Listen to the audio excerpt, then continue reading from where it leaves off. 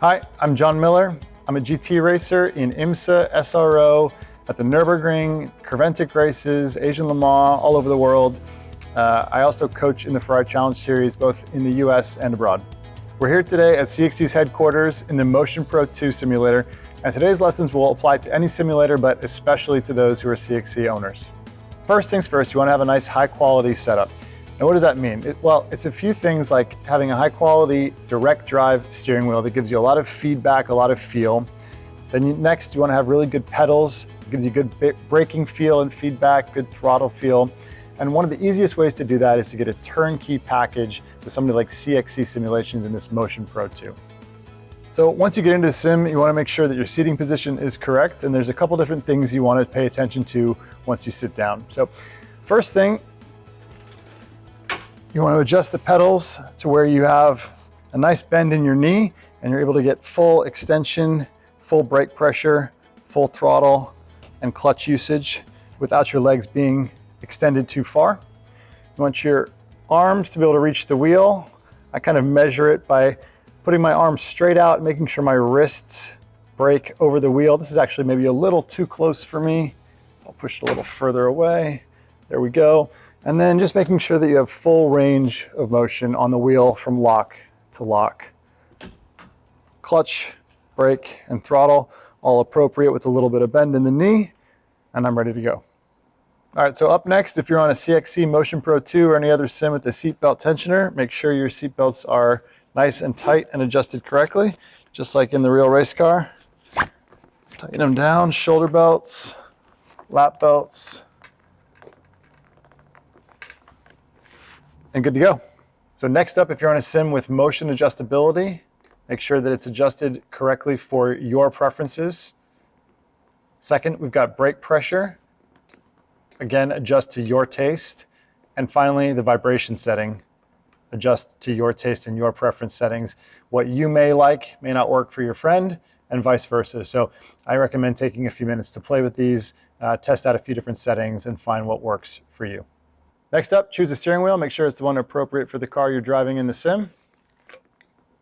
If you're on a CXC sim and you want to share your data and your telemetry with your teammates or with your sim coach, all you need to do is push this VB Sim button right here. Next up, before you jump into a session in iRacing, you want to set the track conditions and the weather. You have a few different things you can play with here, like humidity, temperature, wind speed, time of day, and starting track state. One way to do it is also to set the track state and weather to be completely static so that it doesn't change throughout the session. Now, this isn't natural to how you would actually drive because obviously the weather and the track state changes throughout the day in real life. However, it's a good way to get a baseline for a car and a track that you've never driven before or that you haven't driven in a while. Once you've got a good baseline and you're kind of in the window, then I would go in and create weather conditions that are likely to match the weather conditions of the real life event that you plan on racing. So if you're going to be racing in the morning, set the weather conditions to match the time of day. And if you're going to be racing there in the summer, you want the temperature to be a little higher, those kinds of things. So you can create the environment that you want within iRacing before you go and drive. And if you find that it's not working for you, you can always jump out and make a change to those track conditions, but it's all doable within iRacing. The next thing to adjust is the force feedback strength. Now that will vary from car to car in real life, just as it'll vary in the sim. You can adjust it via the bar there in the force feedback settings on the menu. And you want to find something that matches the real life car based on whether it has power steering, adjustable power steering, or no power steering at all. And again, this is kind of to your taste and to your preference. And you can really make the wheel difficult to turn with more force feedback, or easier to turn to mimic power steering with a lower force feedback setting. So moving on to car setup. Now, we are racing the 488 GT3 Evo in iRacing because we don't have the Ferrari Challenge car specifically, so we have to try and do some things to this car to make it match or at least approach the feeling of a challenge car. Some of the things we can do are to adjust the brakes. So what we do is we dial the brake bias forward and we raise the ABS settings. We can also add some weight to the car in iRacing. On the top right there, you see weight penalty. You can add some weight to the 48 GT3, and that will affect the car's balance in the corners and it will elongate the brake zones in the GT3 car to mimic more like what you have in the Challenge car.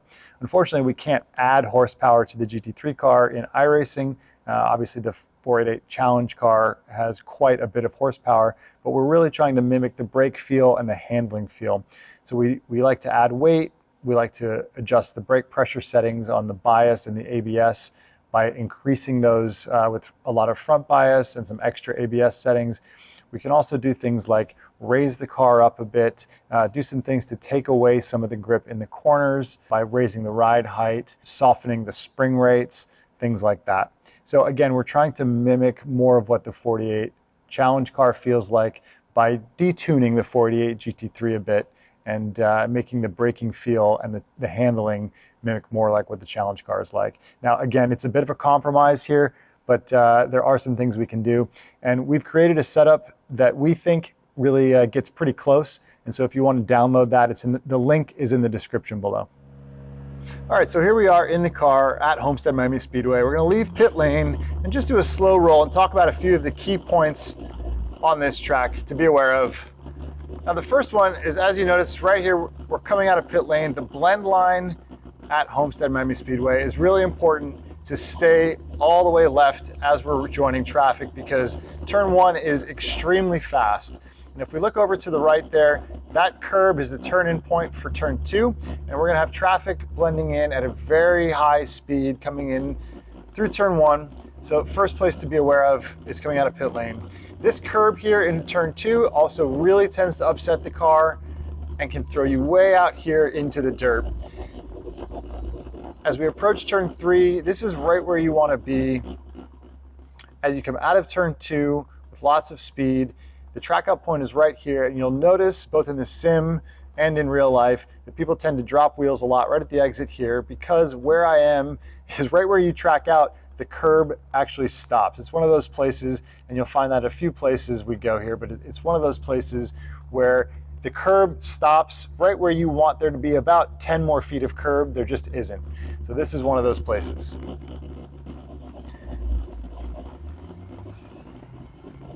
Moving on to turn 3, really tight, decreasing radius. You want to stay out nice and wide as long as you can to open up the entry. It's a very tempting place to throw the car up the inside of somebody because you're staying wide at the entry, but it's a big compromise corner, which is why you stay wide at the entry. Getting down into the bowl section here, there's a bit of elevation change, a bit of compression, and then you'll drive out hard down the straightaway through the middle of the track here.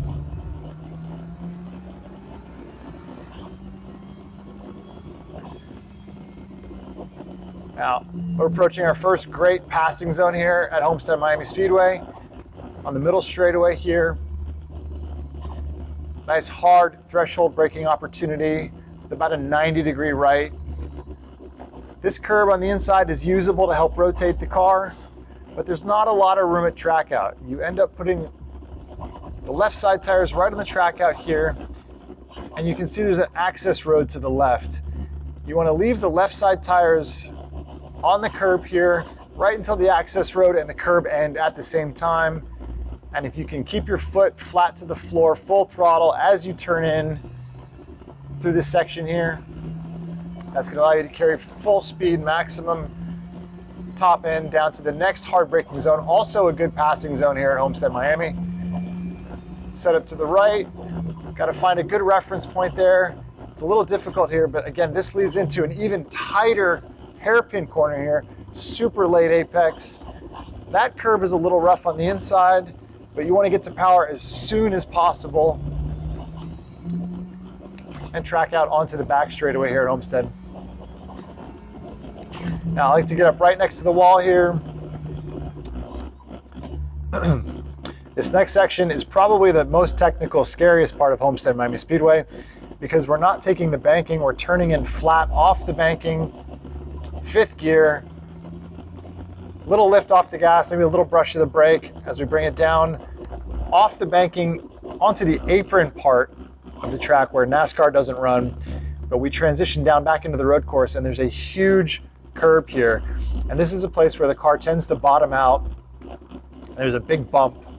So you want to be sure that the bump doesn't upset the car. This is a place where, both in the sim and in real life, you can see my skid marks from earlier where I had a little moment. As the car bottoms, it can really affect the yaw rate of the car, and if you have a ton of wheel input in the car, as it bottoms and loses grip, you need to be sure that you don't lose control of the car. So you want to have your hands pointed straight to the exit, keep the car settled over that big bump, and then you're coming into the next brake zone. Not really a passing zone, not a traditional passing zone, but it is a nice wide entry.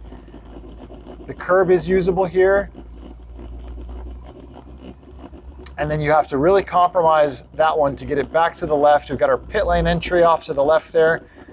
But this last little chicane section is very tight, really one lane only. No passing goes on through here.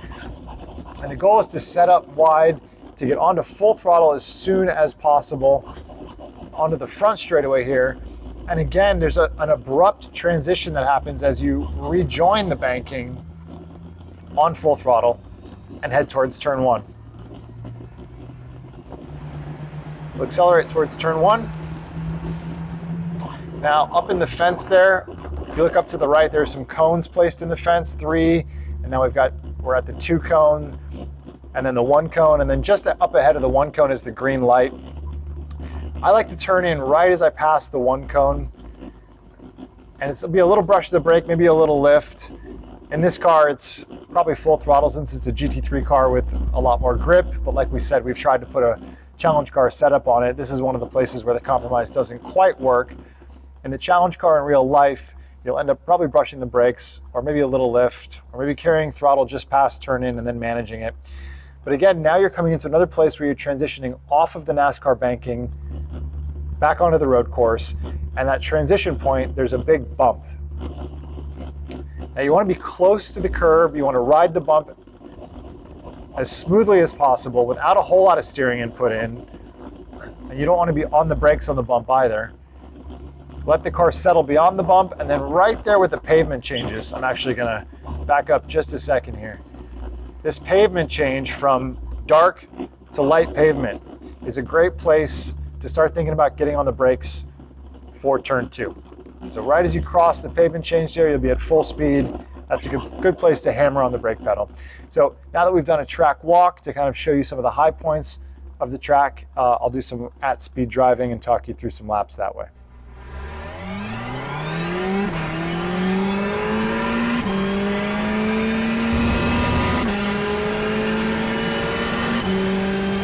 All right, finding a brake reference here into the hairpin. Hard on the brakes in a straight line, late turn in, down to first gear, late apex to curve there.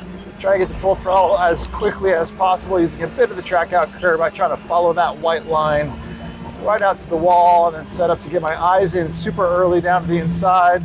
Little lift and breathe, ride the bump at the apex. Let the car settle back to throttle for just a moment. Down to third gear, try and carry speed through here, compromise the corner a bit over to the right, hustle the car through here, hard on the gas, big transition, rough transition, back up onto the banking, and here we go, starting a flying lap at Homestead Miami Speedway. Eyes into turn 1, this is super hairy, turn it in, off the gas, ride the bump, on the brakes, right at the pavement change. Try not to touch the grass there on the way out. Up to third, down to second, down to first, late turn in, late apex, big compromise corner here, little brush of the brakes down into the bowl, and squeeze on the gas, full throttle nice and early. Now, first passing opportunity coming up into this next brake zone here, braking a little before the 300, hard on the brakes, full threshold, turn it in, use that curb to help rotate the car, on the gas hard, full throttle, try and stay flat through this right-hander here, using all of the track out curb. Take a breath, back to the right, and get ready for our hairpin. Nice hard braking, full threshold, full ABS. Turn it in late, touch the curb, squeeze on the gas in first gear, using everything there, following this white line. I get the car pointed straight out to the outside wall for probably another super scary entry here. Off the gas, turn it in nice and smooth, ride the bump, let the car settle, and then hammer back on the brakes. Roll speed through here, and then hustle the car through the final set of corners here down to first. Let's try first gear this time. I think first was a little too low. We'll leave it in second. And there we go for a flying lap of Homestead. Now down into turn one, eyes in, off the throttle, let the car settle over the bump, down a couple gears, turn it in, really be patient on the throttle there at the exit. Nice wide entry, patient, late turn in, late apex here. Brush the brake, not too hard, try to carry speed. There's a bit of elevation change here. The car dips down in and then comes up and out. Nice threshold brake zone here. I'm looking for the 300 board on the left, braking just at or a little before the 300 board, managing the throttle. We've got this car set up close to the feel of a challenge car, even though it's a GT3 car in the sim. We have made some compromises, so the car is moving around a bit more than a GT3 car normally would. And we got to be mindful of our throttle control, just like we are in the real challenge car, to help preserve the tires. Up through the gearbox. Eyes into the corner super early. Don't get caught looking at the palm trees. Lift off the gas, maybe brush the brakes a little bit to get a little bit of stability. Let the car move around a lot over the bumps. Try and hug it to the left nice and far. Oh, too much entry speed there. Leave it in second gear, on the gas. Up and out, and full throttle over the line here to finish out the lap. All right, so final thoughts about Homestead Miami Speedway here in the Ferrari Challenge car. It's obviously a bit of a different layout because it's a NASCAR track with an infield road course, a roval. It's got some difficult transitions, both turn one and then off of the back straight away into the final set of corners. So we got to keep in mind that there's definitely some bumps and some transitions to manage in the car. And then it's also got a few good passing opportunities with the long straightaways into the hard brake zones. So some kind of non-traditional corners with these transitions off of the banking into some more traditional corners like what happens in the middle of the road course there. So it's a bit of a compromise setup both in the real world and in the sim, but it's nice because it's a little different. It's a unique layout, and it provides really good racing, I think. And it's a great place to go to both practice on the sim and race in real life. I would suggest spending a little extra time in the sim, getting used to the car moving around in the transition phases off of the banking, because these are the unique aspects of Homestead, both turn one and again the corner leading off of the back straightaway into the final set of corners. That's how I'd approach it, and I think if you spend some time on the sim, it'll definitely pay dividends at the race weekend for you.